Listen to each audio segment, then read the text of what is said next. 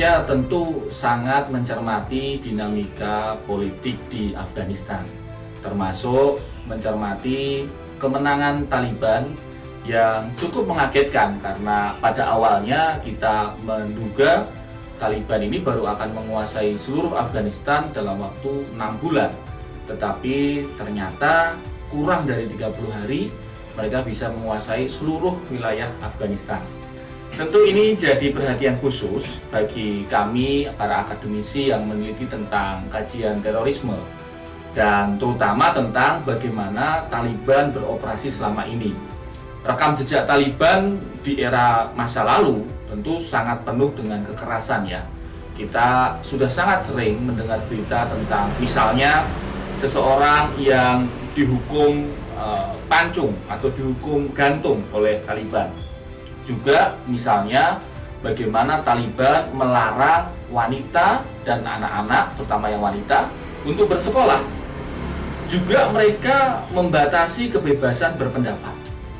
Nah, tentu ini menjadi perhatian khusus karena kemenangan Taliban ini menjadi inspirasi dan menimbulkan kegembiraan bagi kelompok-kelompok di Indonesia yang menginginkan penegakan syariah secara kaku, seolah-olah bahwa negara kesatuan Republik Indonesia yang berdasarkan Pancasila ini seolah-olah tidak sesuai dengan syariat Islam.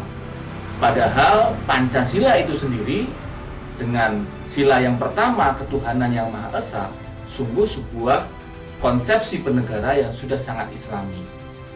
Jadi kita mencermati benar kemenangan Taliban ini jangan sampai menjadi inspirasi kemudian diwujudkan oleh kelompok-kelompok radikal ekstrim di Indonesia yang menginginkan penegakan syariah Islam secara kaku. Karena itu mengingkari kesepakatan para founding fathers kita. Dulu Pancasila ini diciptakan oleh para pendiri kita, baik dari Nahdlatul Ulama, Muhammadiyah, Persis, Perti, banyak sekali ulama-ulama yang terlibat merumuskan Pancasila. Artinya Pancasila sudah sangat Islami.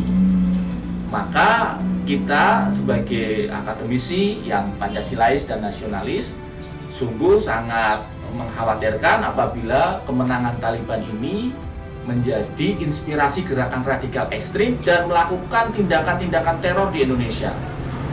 Karena itu kita berharap yang pertama kepada para pemuka agama, tokoh-tokoh umat Islam terutama di Indonesia, agar menyejukkan umat dengan memberikan nasihat-nasihat tentang bagaimana sistem syariah di Indonesia yang sudah berjalan dengan baik hingga selama ini. Walaupun landasannya adalah Pancasila.